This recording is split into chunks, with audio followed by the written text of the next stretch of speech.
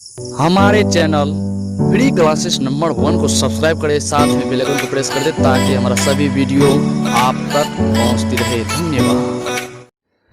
1 number का question है, ऐसे पदार्थ जिनसे होकर प्रकाश आसानी से पार कर जाता है कहलाता है। क नंबर में ऑप्शन है पारदर्शी पदार्थ, ख नंबर में ऑप्शन है अपारदर्शी पदार्थ, ग नंबर में ऑप्शन है पारभासी पदार्थ, घ नंबर में ऑप्शन है बटर पेपर। इसका जो सही आंसर होगा, एक बार और क्वेश्चन पढ़ लीजिए। ऐसे पदार्थ जिनसे होकर प्रकाश आसानी से पार कर जाता है, आसानी से, तो क्या कहलाता है? इसका जो आंसर होगा, कौन नंबर का ऑप्शन सही है? पारदर्शी पदार्थ। पारदर्शी पदार्थ से ही प्रकाश जो है आसानी से पार कर जाता है। अपारदर्शी से पार नहीं कर पाएगा, पारभासी से नहीं कर पाएगा और बटर पेपर से नहीं। इसका सही आंसर क्या होगा? पारदर्शी पदार्थ। ओके, अगला क्वेश्चन है 2 नंबर का। निम्नलिखित में किस दर्पण द्वारा वस्तु का प्रतिबिंब वास्तविक मिल सकता है? कौन नंबर में ऑप्शन है समतल दर्पण, ख नंबर में ऑप्शन है अवतल दर्पण, ग नंबर में ऑप्शन है उत्तल दर्पण, घ नंबर में ऑप्शन है तीनों से। इसका जो सही आंसर होगा, एक बार क्वेश्चन फिर से पढ़ लीजिए। निम्नलिखित में किस दर्पण द्वारा वस्तु का वास्तविक प्रतिबिंब मिल सकता है? तो इसका सही आंसर क्या होगा? ख नंबर का ऑप्शन सही है, अवतल दर्पण। ओके, अवतल दर्पण में जो प्रतिबिंब मिलेगा तो वह वास्तविक मिलेगा, समतल में नहीं, उत्तल दर्पण में नहीं, तीनों तो होगा नहीं। तो अगला क्वेश्चन 3 नंबर का क्वेश्चन देखते हैं। 3 नंबर का क्वेश्चन है, आभासी प्रतिबिंब बनता है। क्वेश्चन क्या है? आभासी प्रतिबिंब बनता है। कौन नंबर में ऑप्शन है समतल दर्पण में, ख नंबर में ऑप्शन दिया हुआ है अवतल दर्पण में, ग नंबर में ऑप्शन दिया हुआ है उत्तल दर्पण में, घ नंबर में ऑप्शन है सभी में। तो इसका जो सही आंसर होगा, इसका सही आंसर होगा सभी में। समतल में भी बनता है, अवतल में भी बनता है और उत्तल दर्पण में भी बनता है। इसलिए इसका आंसर क्या होगा? तीनों होगा, यानी कि सभी। अगला क्वेश्चन हम इंतजार कर रहे हैं। 4 नंबर का प्रश्न है, वस्तु से छोटा और आभासी प्रतिबिंब बनता है वह दर्पण है। कौन नंबर में ऑप्शन है अवतल दर्पण, ख नंबर में ऑप्शन है उत्तल, ग नंबर में ऑप्शन है समतल और घ नंबर में ऑप्शन है कोई नहीं। तो इसका जो सही आंसर होगा, वस्तु से छोटा और आभासी प्रतिबिंब बनता है वह दर्पण है। इसका सही आंसर होगा उत्तल दर्पण। क्या होगा? उत्तल दर्पण। उत्तल दर्पण में ही वस्तु का जो है छोटा और आभासी प्रतिबिंब बनता है, अवतल में और समतल कोई नहीं। ये तीनों ऑप्शन गलत है। सही आंसर है उत्तल दर्पण। ओके, तो इस तरह हमारे चैनल पर बने रहिए। इसी टाइप से आगे भी क्वेश्चन है। 5वां नंबर का क्वेश्चन है, उत्तल दर्पण द्वारा प्रतिबिंब बनता है। कौन नंबर में ऑप्शन दिया हुआ है हमेशा सीधा, ख नंबर में ऑप्शन दिया हुआ है हमेशा उल्टा, ग नंबर में ऑप्शन दिया हुआ है सीधा उल्टा, घ नंबर में ऑप्शन दिया हुआ है कोई नहीं। तो इसका जो आंसर सही होगा, सही आंसर होगा उत्तल दर्पण में जो प्रतिबिंब बनता है हमेशा सीधा बनता है, इसलिए कौन नंबर का ऑप्शन सही है, हमेशा सीधा। ख, ग और घ नंबर का ऑप्शन जो है गलत है। सही ऑप्शन है क नंबर। उत्तल दर्पण द्वारा प्रतिबिंब बनता है हमेशा सीधा। 6 नंबर का प्रश्न दिया हुआ है, कहता है मोटरसाइकिल के सामने कौन सा दर्पण लगा रहता है, या मोटर गाड़ी भी दिया रहेगा, एक ही बात है। तो मोटरसाइकिल के सामने कौन सा दर्पण लगा रहता है?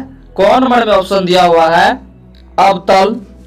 ख नंबर में ऑप्शन दिया हुआ है उत्तल। ग नंबर में ऑप्शन दिया हुआ है समतल। घ नंबर में ऑप्शन दिया हुआ है कोई नहीं। तो इसका जो सही आंसर होगा, ग नंबर का आंसर सही है। मोटरसाइकिल के सामने समतल दर्पण लगा रहता है। कौन सा दर्पण? समतल दर्पण। इसलिए इसका जो सही आंसर होगा, ग नंबर का ऑप्शन सही है, तो समतल दर्पण सही होगा। इस तरह हमारे चैनल पर बने रहिए। अगला क्वेश्चन इससे भी ज्यादा इजी है। 7 नंबर का क्वेश्चन देख लीजिए। 7 नंबर का प्रश्न दिया हुआ है, जब वस्तु ध्रुव पर रहेगा तब प्रतिबिंब कहां बनेगा? कौन नंबर में ऑप्शन दिया हुआ है? ध्रुव पर। ख नंबर में ऑप्शन दिया हुआ है फोकस पर। ग नंबर में ऑप्शन दिया हुआ है अनंत पर। और घ नंबर में ऑप्शन दिया हुआ है वक्रता त्रिज्या। तो इसका सही आंसर होगा, जब वस्तु ध्रुव पर रहेगा तो प्रतिबिंब कहां बनेगा? ध्रुव पर ही बनेगा। जब वस्तु ध्रुव पर रहेगा तो प्रतिबिंब कहां बनेगा? ध्रुव पर। इसलिए कौन नंबर का ऑप्शन जो दिया हुआ है यही सही ऑप्शन है, ध्रुव पर। कौन नंबर का ऑप्शन सटीक है। ख नंबर का और ग नंबर का, घ नंबर का, तीनों ऑप्शन जो दिया हुआ है यह ऑप्शन गलत है। सही है ध्रुव पर। कौन नंबर का ऑप्शन सही है। अगला है 8 नंबर का प्रश्न दिया हुआ है, जब वस्तु को फोकस पर रखे तो प्रतिबिंब कहां बनेगा? कौन नंबर में ऑप्शन दिया हुआ है? ध्रुव पर। ख नंबर में ऑप्शन दिया हुआ है फोकस पर। ग नंबर में ऑप्शन दिया हुआ है अनंत पर। और घ नंबर में ऑप्शन जो है वक्रता त्रिज्या। तो एक बार प्रश्न फिर से पढ़ लीजिए, जब वस्तु को फोकस पर रखे तो प्रतिबिंब कहां बनेगा? तो इसका सही आंसर है ग नंबर। ग नंबर का जो ऑप्शन दिया हुआ है आपको अनंत पर, यही सही आंसर है। तो जब वस्तु को फोकस पर रखे तो प्रतिबिंब कहां बनेगा? तो अनंत पर बनेगा। क, ख और ग नंबर का जो ऑप्शन है गलत है। सही ऑप्शन है ग नंबर का अनंत पर। 9 नंबर का प्रश्न है, जब वस्तु को वक्रता त्रिज्या पर रखा जाए तो प्रतिबिंब कहां बनेगा?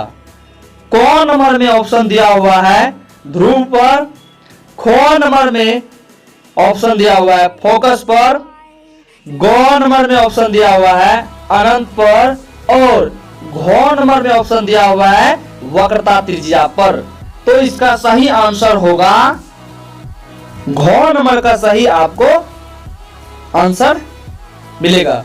तो घ नंबर का ऑप्शन जो है सही है, वक्रता त्रिज्या पर। जब वस्तु को वक्रता त्रिज्या पर रखा जाए तो प्रतिबिंब कहां बनेगा? वक्रता त्रिज्या पर। जहां पे वस्तु रहेगा वहीं पे आके प्रतिबिंब बनेगा। तो घ नंबर का आपको सही आंसर है। घ नंबर का ऑप्शन सही है।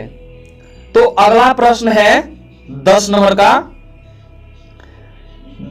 फोकस दूरी वक्रता त्रिज्या की कितनी गुनी होती है? बहुत ही इंपॉर्टेंट क्वेश्चन है।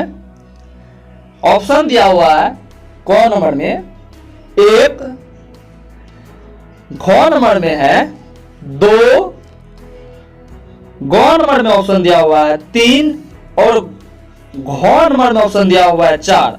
तो फोकस दूरी वक्रता त्रिज्या की कितनी गुनी होती है? तो इसका सही आंसर होगा ख नंबर, 2 गुनी होती है। कितनी गुनी? 2 गुनी।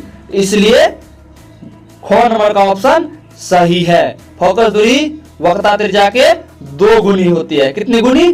2 गुनी। क, ग और घ गलत है। सही ऑप्शन है ख नंबर। फोकस दूरी की वक्रता त्रिज्या 2 गुनी होती है। तो इस तरह हमारे चैनल पर बने रहिए, और अगर आप नए हैं तो हमारे चैनल को सब्सक्राइब कीजिए, साथ में बेल आइकन को प्रेस कर दीजिए ताकि हमारा सभी वीडियो आप तक पहुंचती रहे। तो अगला क्वेश्चन है 10 नंबर का, देख लिया आप। 11 नंबर का है, ध्रुव तथा फोकस के बीच वस्तु को रखा जाए तो प्रतिबिंब कहां बनेगा।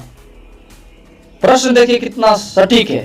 ध्रुव तथा फोकस के बीच वस्तु को रखा जाए तो प्रतिबिंब कहां बनेगा। कौन नंबर में ऑप्शन दिया हुआ है, ध्रुव पर, कौन नंबर में ऑप्शन दिया हुआ है फोकस पर, और गौण नंबर में ऑप्शन दिया हुआ है अनंत पर वक्रता। गौण नंबर में ऑप्शन दिया हुआ है दर्पण के पीछे।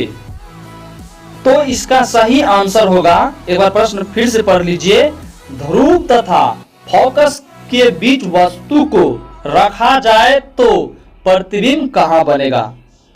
तो इसका सही आंसर दिया हुआ है घ नंबर में, दर्पण के पीछे बनेगा। 12 नंबर का है, जब वस्तु को फोकस तथा वक्रता त्रिज्या के बीच रखा जाए तो प्रतिबिंब कहां बनेगा।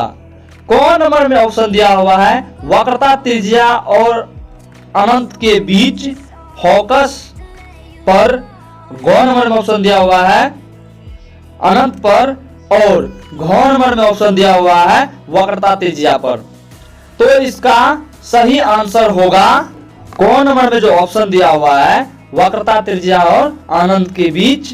तो यही सही है, वक्रता त्रिज्या और अनंत के बीच बनेगा।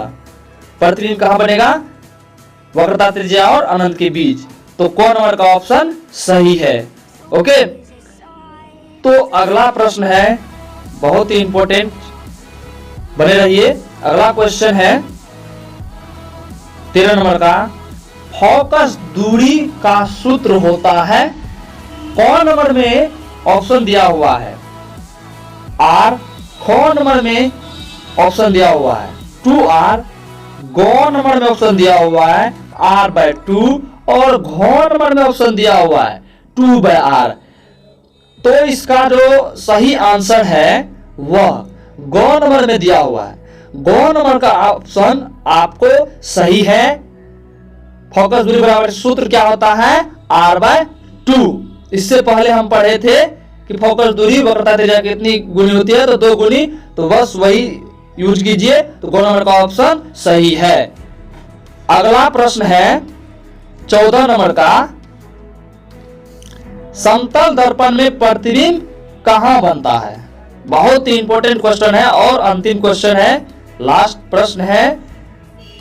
कहता है कौन नंबर में ऑप्शन, ध्रुव पर, कौन नंबर में ऑप्शन है फोकस पर, और गौण नंबर में ऑप्शन दिया हुआ है अनंत पर, गौण नंबर में ऑप्शन दिया हुआ है दर्पण के पीछे। समतल दर्पण में प्रतिबिंब हमेशा क्या होता है, दर्पण के पीछे बनता है, ना कि सामने अनंत पे, फोकस पे, ध्रुव पे नहीं बनता है। समतल दर्पण में प्रतिबिंब हर हमेशा ओके दर्पण के पीछे बनता है।